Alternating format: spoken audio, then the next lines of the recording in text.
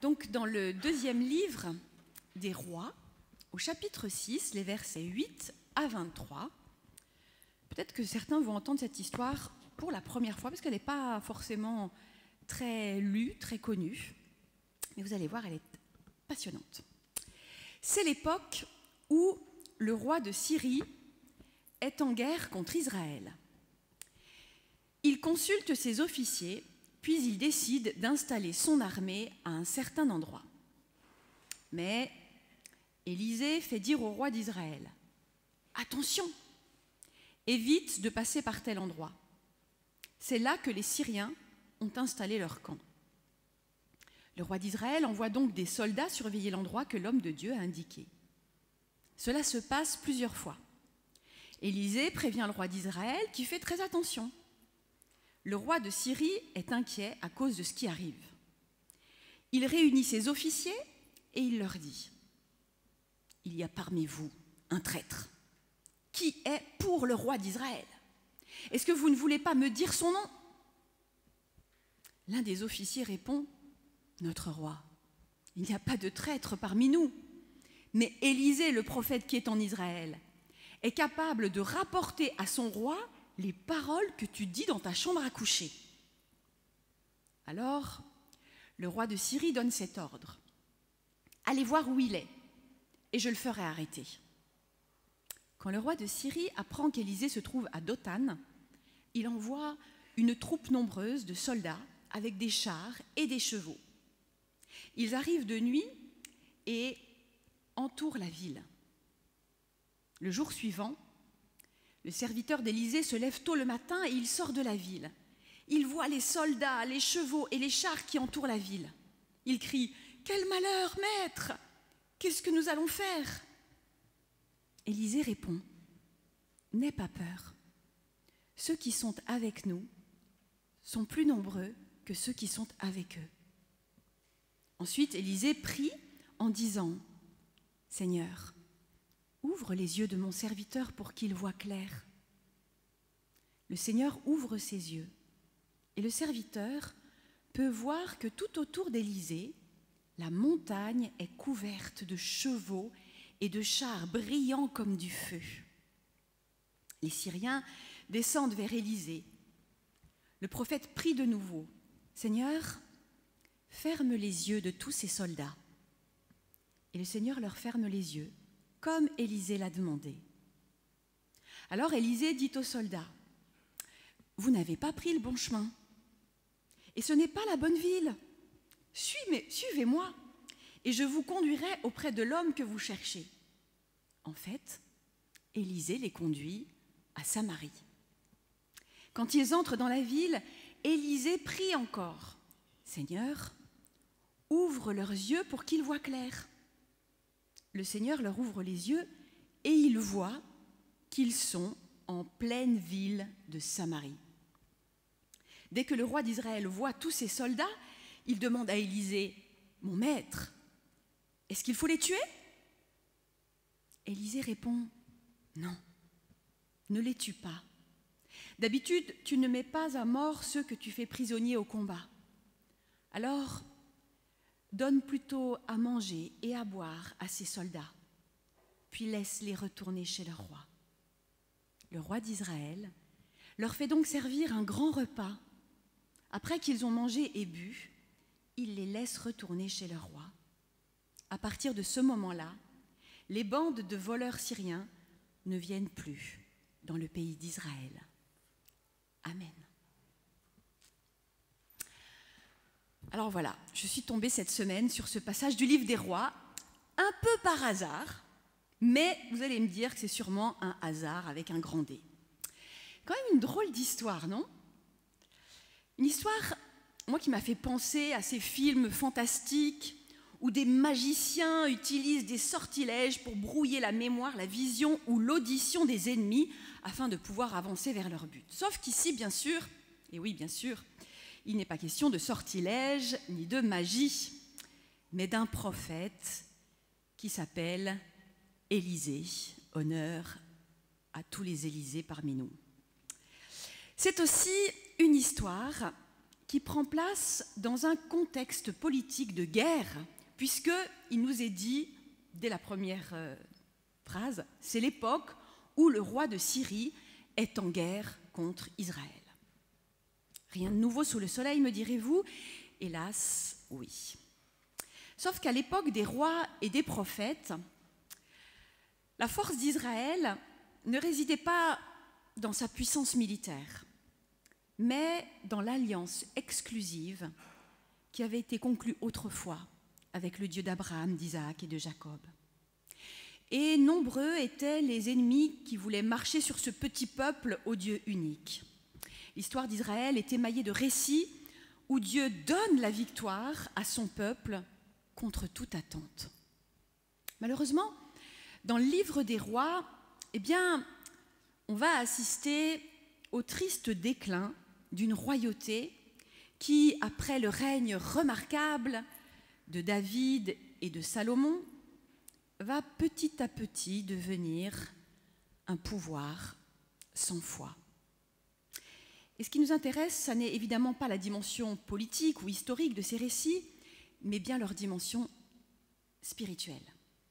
Parce que si les rois vont être de moins en moins garants de l'alliance, Dieu n'abandonne pas pour autant la partie et il va susciter des prophètes qui sont là pour rappeler à Israël qui est le Dieu unique, le Dieu d'Abraham, d'Isaac et de Jacob. C'est le cas notamment d'Élisée, le prophète, qui, vous le savez, fut d'abord le serviteur d'Élie, avant d'hériter de son manteau et de voler de ses propres ailes. Un prophète, c'est quoi? C'est quelqu'un qui parle ou agit de la part de Dieu, soit pour délivrer un message, soit pour dénoncer des choses qui déplaisent à Dieu, ou bien encore pour manifester la souveraineté de Dieu des fois qu'on l'aurait oublié. Un prophète, c'est quelqu'un que Dieu suscite pour manifester des choses de sa part. Et souvent, il le fait de manière inattendue et surprenante, comme pour rappeler que Dieu, oui, Dieu, ne fonctionne pas comme nous, que sa manière d'agir n'est pas juste une question de puissance, mais aussi une question de sens. Parce que Dieu veut et vient mettre du sens dans notre histoire. Et c'est justement ça qui m'a touchée dans cette histoire-là. De quoi ça parle? D'une conquête militaire. Le roi de Syrie veut conquérir Israël. Et pour ça, il essaye de tendre des embuscades aux troupes du roi d'Israël. C'est un grand classique, gagner du terrain, piller le camp adverse, susciter la terreur, la peur, etc. Seulement voilà, à chaque fois qu'il choisit un endroit pour tendre une embuscade, à chaque fois, Élisée informe le roi d'Israël qui place des sentinelles à cet endroit et déjoue la stratégie. Une fois, deux fois, la troisième, le roi se dit avec raison, non mais oh, il y a forcément un traître dans mon armée qui prévient le roi d'Israël. Mais la réputation d'Élisée le précède et l'on explique au roi que non, il n'y a pas de traître. Il y a juste un homme qui lit dans ses pensées et voit dans ses projets. Quoi de plus redoutable qu'un prophète? Alors le roi prend ça très au sérieux et il envoie des troupes avec des chars et des chevaux pour capturer le prophète. Mesure radicale. Ils viennent de nuit, encerclent le lieu, la ville où il se trouve, et là on se dit à vues humaines que l'affaire est pliée. Demain matin, Élisée sera fait prisonnier et le roi de Syrie pourra mener ses attaques sans difficulté. Sauf que la vue humaine n'est pas toujours très fiable. Vous l'avez remarqué.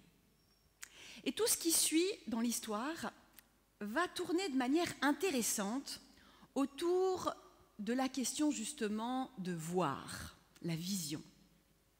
D'abord, il y a la vision ou la vue humaine du serviteur d'Élisée, qui, lorsqu'il découvre au petit matin les troupes ennemies qui entourent la ville, se dit que tout est cuit. Il voit une réalité humaine effrayante qui suscite évidemment en lui de la panique et de la peur. Et puis ensuite, il va y avoir la vision restaurée de ce serviteur qui découvre, grâce aux lunettes symboliques d'Élisée, que tout autour des soldats syriens campent en réalité des chars et des chevaux brillants, une armée céleste bien plus nombreuse que les fantassins du roi de Syrie. Le serviteur découvre ainsi que, et on a tous envie de retenir par cœur cette formule, ceux qui sont avec nous sont plus nombreux que ceux qui sont avec eux. Formule spirituelle. Ensuite, il y a la vision des soldats. Les soldats qui se voyaient ou qui se croyaient les plus forts, mais voilà que Dieu brouille leur vision et ils se laissent conduire dans un autre lieu où ils découvrent qu'ils sont en réalité les plus faibles. Et les voici pris au piège dans la capitale de Samarie, eux qui voulaient tendre un piège au prophète. Et pour finir, il y a la vue trop humaine, encore, du roi d'Israël, qui se dit tout naturellement « Quoi ? Des soldats du roi de Syrie ici ? Zigouillons-les » mais qui accepte de voir la réalité autrement quand Élisée vient lui remettre les idées en place. Ce n'est pas tout d'avoir des yeux pour voir, encore faut-il savoir regarder correctement. Et ce n'est pas une question de bonne ou de mauvaise vision, bien sûr, c'est une question de confiance, c'est une question de foi. Par la foi, Élisée est capable de voir ce que son serviteur ne voyait pas. Il voit qu'il n'est pas seul dans cette bataille. Il croit que Dieu est avec lui. Il voit que le nombre des soldats est une donnée très relative et qu'il suffit de les déplacer pour changer la donne. Il voit surtout que la guerre se joue sur un autre terrain et que le mal peut être changé en bien. Et bien sûr, ça nous questionne sur l'état de nos yeux à nous aussi, quand nous sommes attaqués ou en conflit avec d'autres. Est-ce que nous voyons seulement la puissance de nos ennemis, ou bien nous sommes capables de voir les armées que Dieu déploie tout autour de nous, au cœur du combat? Est-ce que nous mettons notre confiance dans nos forces, ou bien nous comptons sur une force qui ne nous appartient pas, mais que Dieu nous prête? Ce que nous voyons de nous-mêmes et des autres, est-ce la réalité ou simplement un point de vue? En méditant ce texte, j'ai repensé à toutes ces situations difficiles que j'ai vécues dans ma vie, où j'ai vraiment vu de mes yeux que ceux qui étaient avec moi étaient plus nombreux que ceux qui étaient avec mes adversaires. Par exemple, quand j'étais seule à devoir défendre un projet devant une commission de personnes totalement hostiles et fermées à l'avancement du royaume de Dieu, à vues humaines, c'était perdu, mais Dieu était là et il a complètement changé la donne. L'histoire d'Élisée a des accents un peu magiques, mais en réalité, il n'y a rien de magique dans cette histoire. Parce qu'à 3 reprises, Élisée prie. Il s'adresse à son Dieu de manière tellement naturelle que c'en est presque un peu déroutant. Et Dieu devient immédiatement l'admirable conseiller d'Élisée, le Dieu fort, le prince de la paix dans cette situation. Il permet à Élisée de faire preuve d'audace et de renverser la situation en faisant des conquérants des captifs et des captifs des hôtes du roi. Tout se joue ici dans la prière. Elle est le lien privilégié par lequel Élisée devient l'instrument entre les mains de Dieu pour délivrer un message aux hommes et pour montrer qu'il existe d'autres logiques. Car pour Élisée, il ne s'agit pas juste d'échapper au guet-apens tendu par le roi de Syrie. Il s'agit au final de renverser la logique de la guerre et de la haine dans laquelle nous nous laissons trop souvent entraîner. Il faut prendre le temps de s'arrêter maintenant sur le dénouement de cette histoire que je trouve juste incroyable. Les soldats du roi de Syrie qui ont perdu momentanément la vision juste se sont donc laissés conduire jusque dans la ville de Samarie où siège le roi d'Israël. On pourrait dire qu'Élisée les a conduits dans la gueule du loup. Et tout laisse à penser que ça va mal se finir cette histoire. Le roi lui-même propose spontanément de les faire tous mourir. Mon maître, faut-il tous les tuer? Et vous avez bien entendu? C'est le roi en personne qui s'adresse à Élisée et qui lui dit « Mon maître ». Quelque chose a basculé en fait là. Le roi reconnaît en Élisée une autorité qui le dépasse et qui n'est rien d'autre que l'autorité de Dieu. Contrairement à Élie, qui lui n'avait pas hésité à faire tuer tous les prophètes de Baal, Élisée va donc proposer alors quelque chose de très inattendu.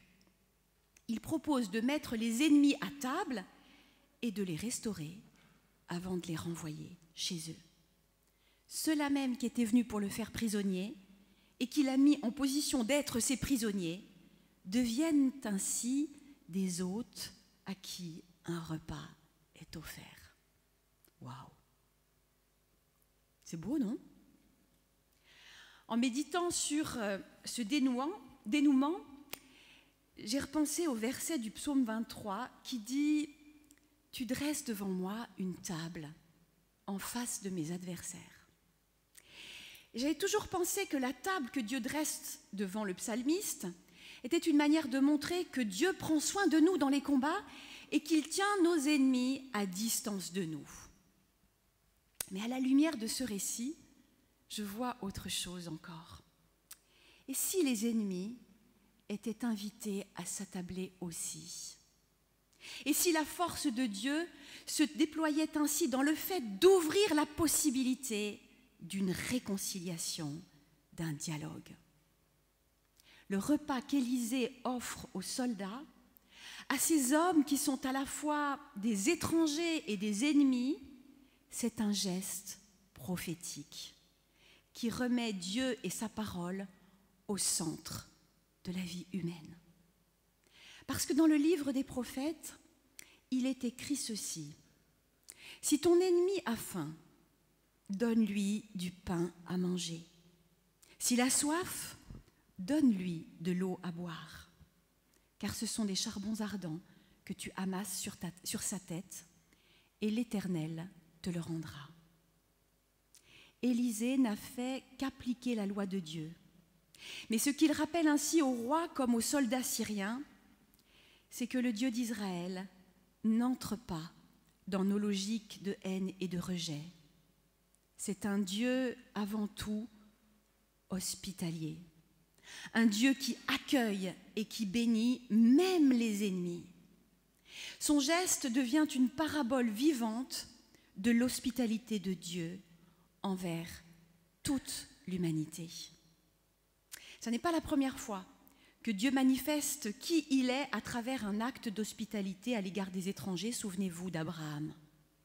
Et ce n'est pas un hasard si Jésus met aussi la question de l'hospitalité à l'égard des étrangers ou de l'amour des ennemis au cœur de son évangile.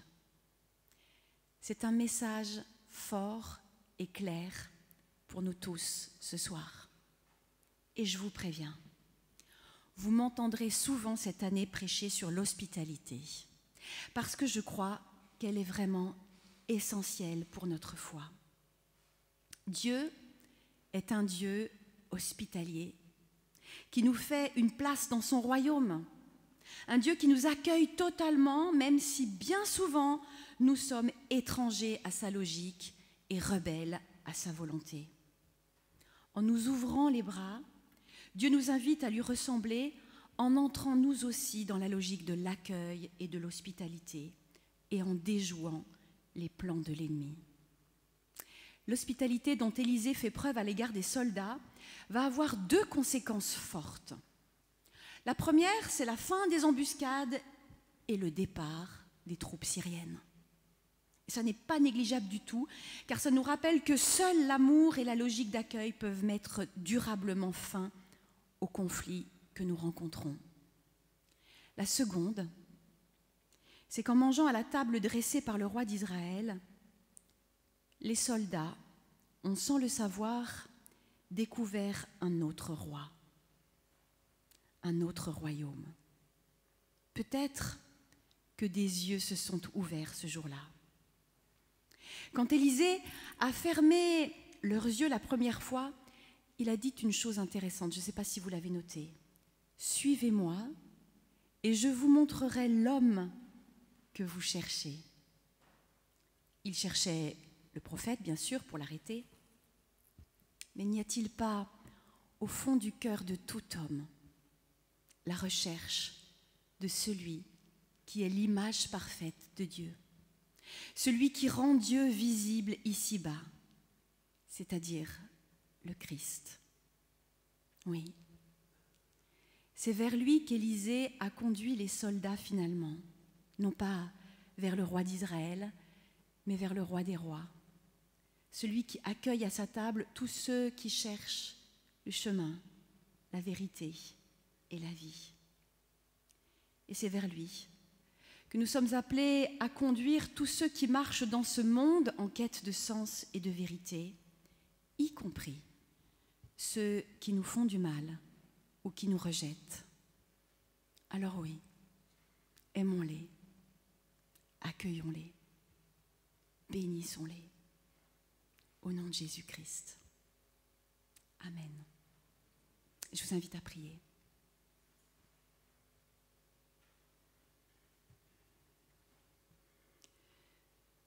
Seigneur, ce soir, tu nous as rappelé que même si tu nous as donné des yeux pour voir, souvent notre vision est altérée. Nous ne voyons pas ce que nous devrions voir. Nous ne voyons que ce qui nous effraie, ce qui nous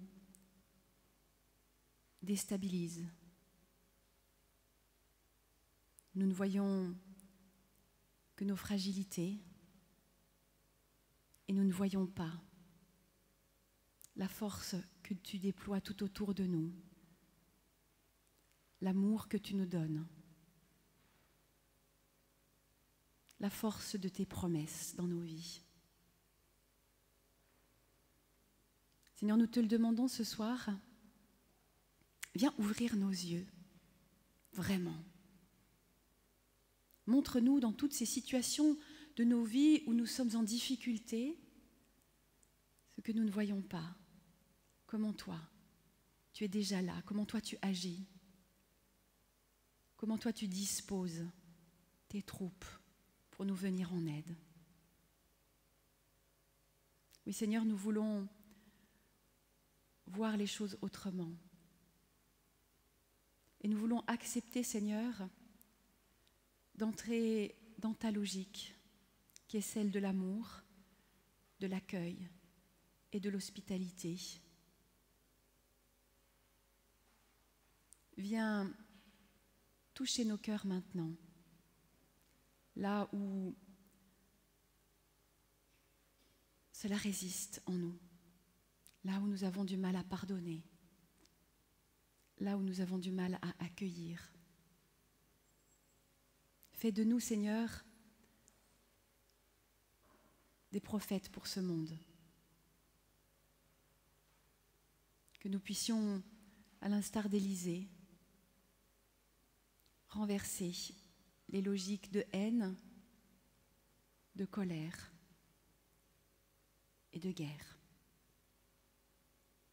Nous te le demandons au nom de Jésus-Christ. Amen.